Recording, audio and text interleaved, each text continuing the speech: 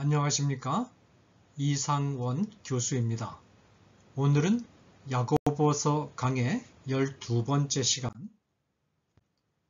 야고보가 2장 14절에서 밝힌 행함이 없는 믿음은 구원하지 못한다 라는 이 원칙을 4개의 예를 들어서 논증하고 있는 논증 가운데 첫 번째 예증과 두 번째 예증을 다룬 2장 15절에서 2장 18절까지를 함께 상고하도록 하겠습니다.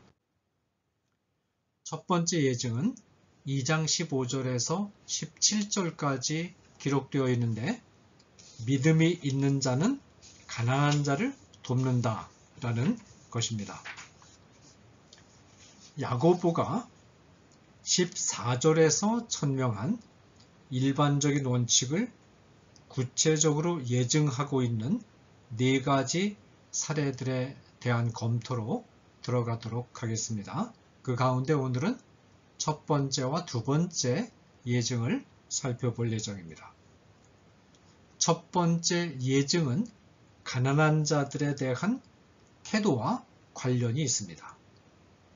15절과 16절을 읽겠습니다. 만일 형제나 자매가 헐벗고 일용할 양식이 없는데 너희 중에 누구든지 그에게 이르되 평안히 가라, 덥게 하라, 배부르게 하라 하며 그 몸에 쓸 것을 주지 아니하면 무슨 유익이 있으리요. 야고보는 하나님을 신뢰한다고 하면서 형제나 자매가 헐벗고 굶주리는 모습을 보고도 구체적으로 그를 돕는 행동을 하지 않고 그들을 빈손으로 돌려보내는 행동을 예로 든 다음에 이런 행동을 한다면 그가 하나님을 향하여 가지고 있다고 주장하는 믿음, 곧 신뢰는 그 자체가 죽은 것이다 라고 혹독하게 비판합니다. 17절이죠. 이와 같이 행함이 없는 믿음은 그 자체가 죽은 것이라. 가난한 자들을 돕지 않는 행위가 하나님을 신뢰하는 것과 어떻게 관계가 되는가? 하나님에 대한 신뢰는 하나님이 제시한 명령에 순종하는 것으로 표현되기 마련입니다. 요한복음 14장 15절에 너희가 나를 사랑하면 나의 계명을 지키리라. 또 요한일서 4장 3절에 하나님을 사랑하는 것은 이것이니 우리가 그의 계명들을 지키는 것이라. 그의 계명들은 무거운 것이 아니로다. 이 인용문들에서는 하나님을 신뢰한다는 말 대신에 하나님을 사랑한다는 말이 사용되었으나 의미에 있어서 별다른 차이가 없습니다. 이웃이 경제적인 어려움에 처해 있을 때 힘을 다해서 이웃을 돕는 것은 성경 전권에 걸쳐서 너무나 빈번하게 주어지고 있는 하나님의 명령입니다. 따라서 하나님을 신뢰한다면 이 명령을 무겁게 여기고 이 명령을 지키는 것으로 하나님을 향한 신뢰가 나타나게 되어 있습니다. 가난한 사람에 대한 바른 태도를 정립하고자 할 때 기독교인들은 언제나 2가지 극단에 빠지지 않도록 유의하는 것이 필요합니다. 하나의 극단은 아예 가난한 자를 돕는 행동을 무시해버리는 태도입니다. 자연인은 대체로 가난한 자, 병든 자를 외면하게 되어 있습니다. 자연인은 건강한 자, 예쁘고 아름다운 자, 똑똑하고 명석한 자를 좋아하고 호감을 갖게 되어 있습니다.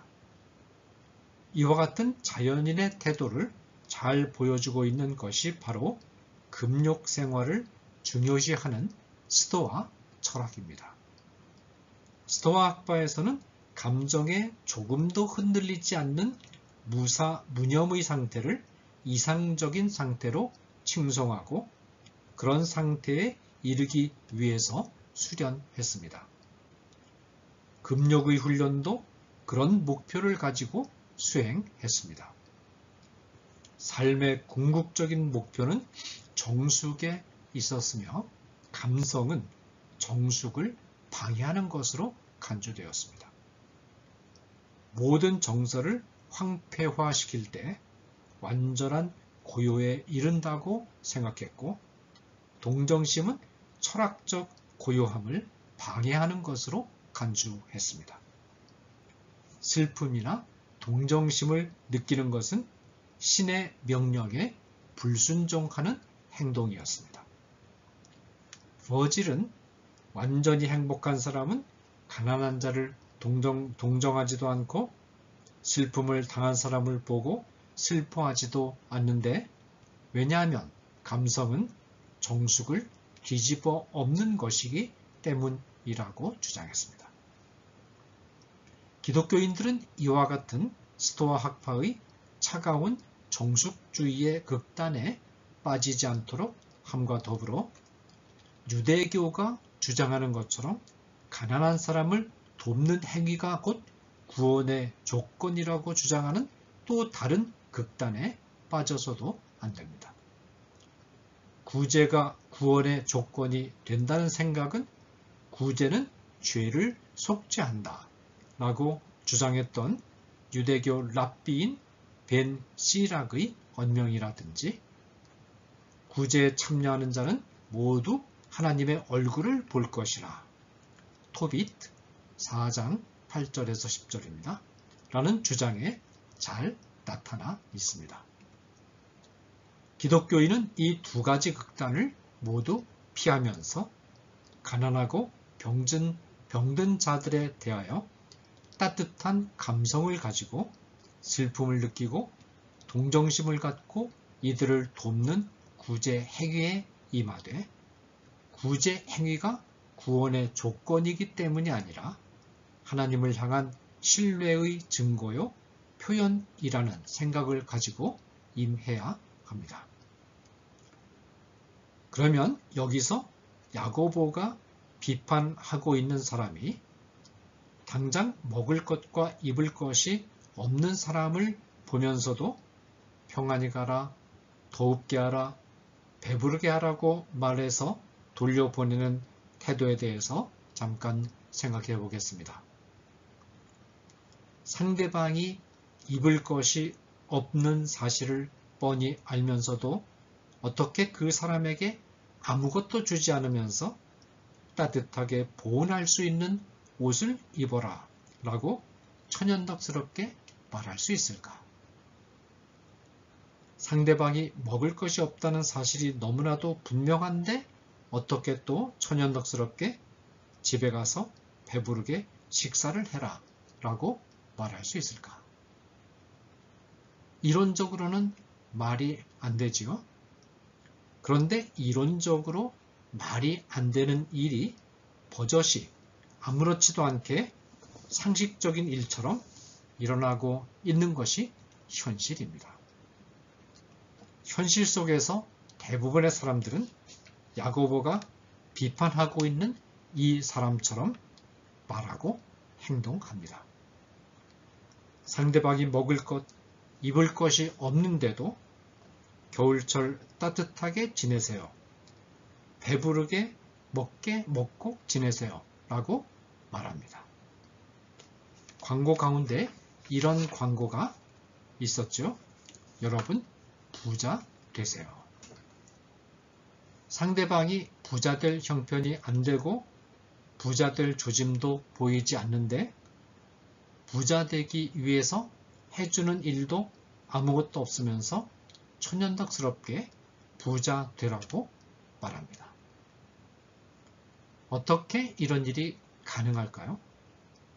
그 이유는 모든 인간은 언제나 자기의 관점과 자기의 상황에서 다른 사람들을 판단하는 습관에 의식적이고 무의식적으로 익숙해져 있고 그 사실을 자기 자신 스스로도 잘 모르기 때문입니다.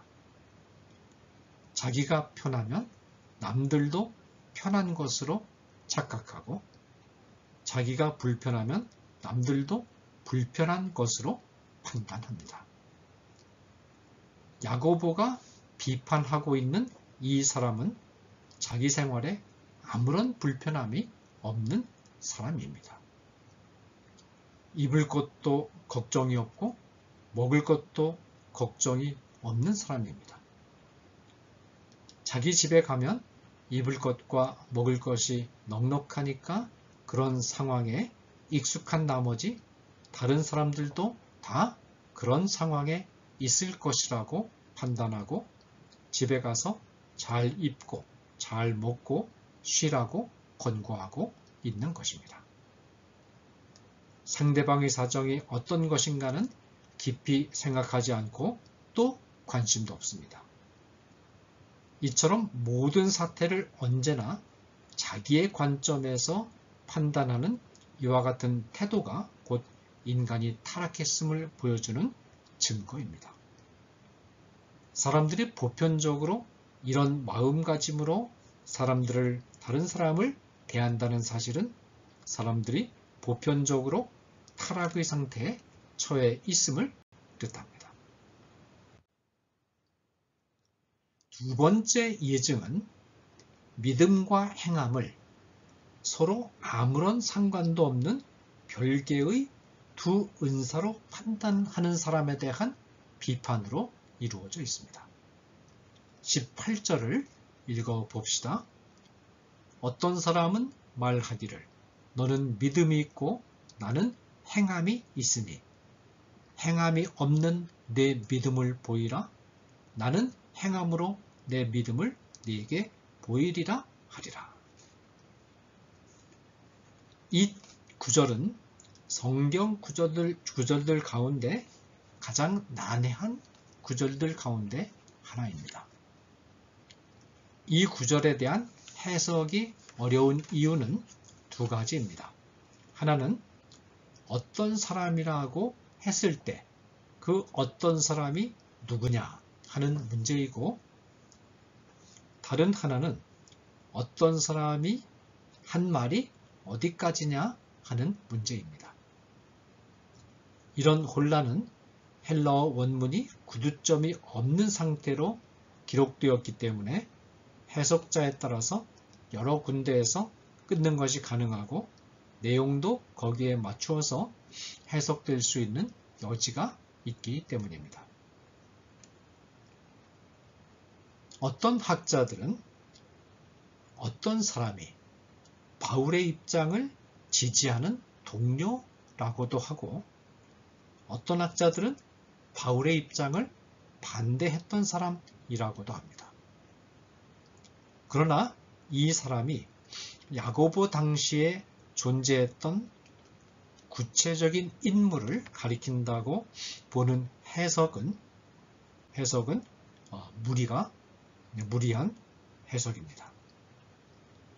문맥상으로 볼 때 믿음과 행함의 문제에 대해서 야고보의 입장과 대립하는 신학적인 입장을 견지하는 사람들을 염두에 두면서 이런 입장을 대변하는 가상적인 인물을 설정한 것으로 이해하는 것이 무리가 없는 해석입니다.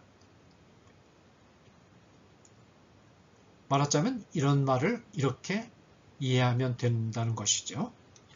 예를 들어서 어떤 사람이 있다고 가정해보자. 그런데 이 사람이 이렇게 말을 한다고 생각해보자. 라는 정도의 의미로 해석하면 무리가 없을 것 같습니다. 그러면 이 사람의 생각은 무엇인가? 이 사람은 너는 믿음이 있는 자이고 나는 행위를 가지고 있다 라고 말합니다. 이 말의 뜻은 하나님께서는 어떤 사람에게는 믿음이라는 은사를 주셨고 또 어떤 사람에게는 행함이라는 은사를 주셨다는 것입니다. 이 말이 시사하는 바는 믿음과 행함은 분리되어서 각각 따로따로 존재할 수 있다는 것입니다. 이 사람은 계속해서 이렇게 말합니다. 행함이 없는 내 믿음을 내게 보이라. 나는 행함으로 내 믿음을 내게 보이리라. 이 사람은 행함이 없는 믿음을 보여줄 수도 있고 믿음이 없는 행함을 보여줄 수도 있다는 점을 강조합니다. 그러면서 행함이 없는 믿음도 종교적 행동이 될 수 있고 믿음이 없는 행함도 종교적 행동이 될 수 있음을 내비칩니다. 믿음이라는 은사를 받은 사람은 믿음을 보여주면 되는 것이고 행함이라는 은사를 받은 사람은 행함을 보여주면 된다는 말이죠. 그러나 이처럼 하나님을 향한 신뢰와 행함을 별개의 것으로 이원화시키는 어떤 사람의 태도에 대한 야고보의 비판은 단호합니다. 우선 야고보는 행함으로부터 분리된 하나님을 향한 신뢰, 바른 실천으로 표현되지 못하고 증명되지 않는 하나님을 향한 신뢰라는 것은 귀신이 하나님을 향하여 가진 믿음보다 나을 것이 없고 심지어 귀신이 가진 믿음만도 못한 믿음이라는 사실을 지적합니다. 19절입니다. 내가 하나님은 한 분이신 줄을 믿느냐? 잘하는도다. 귀신들도 믿고 떠느니라. 행함으로 연결되지 않는 믿음 또는 신뢰는 야고보 당시 유대인들이 통상적으로 가지고 있었던 정통신앙이었습니다. 이 신앙은 구약 성경 중에서 가장 중요한 부분이었던 신명기 6장 4절을 받아들이는 것을 뜻합니다. 이스라엘아 들으라.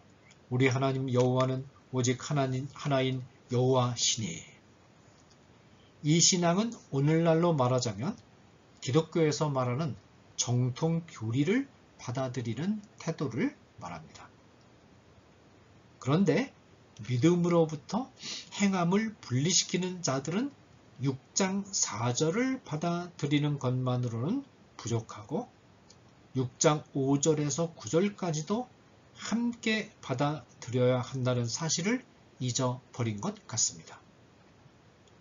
5절에서는 하나님이 한 분이심을 믿는 자는 마음과 성품을 다하고 힘을 다하여 여호와 하나님을 사랑하는 태도로 자신의 믿음을 증명하고 표현할 것을 명령하고 있고 6절에서 9절까지는 하나님이 명령하시는 말씀들을 실생활에서 기억하고 준행해야 한다는 점을 강조하고 있습니다.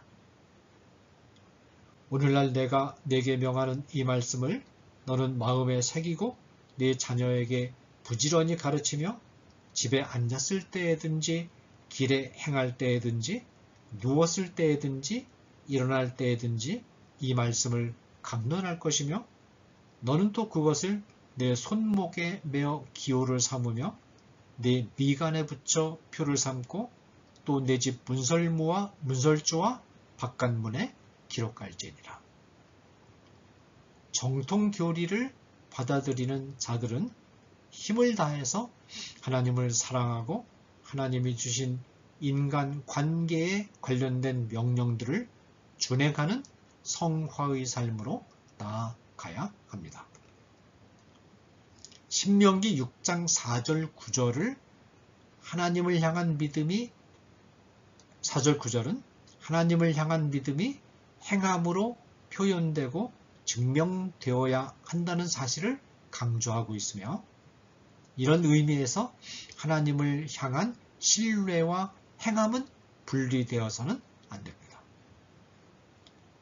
행함으로부터 분리된 하나님을 향한 신뢰만을 가진 자가 귀신보다도 못한 믿음을 가진 자일 수밖에 없는 이유는 믿음과 행함이 분리된 사람이 하나님이 한 분이라는 사실을 듣고도 아무런 반응도 보이지 않는 반면에 이 사실을 아는 귀신은 적어도 하나님 앞에서 두려운 나머지 벌벌 떠는 반응이라도 보이기 때문입니다. 마침내 20절에서 야고보는 이렇게 말합니다. 아, 허탄한 사람아, 행함이 없는 믿음이 헛것인 줄 알고자 하느냐. 허탄하다는 말은 속이 텅 비어 있다는 뜻입니다. 어떤 속이 텅 비어 있습니까? 하나님을 신뢰한다고 말은 하는데 알고 보니까 하나님을 신뢰하고 있음을 증명해 줄 수 있는 행함이라는 실체가 없다는 것입니다. 이런 신뢰는 아무런 유익도 주지 못한다고 야고보는 단언합니다. 감사합니다.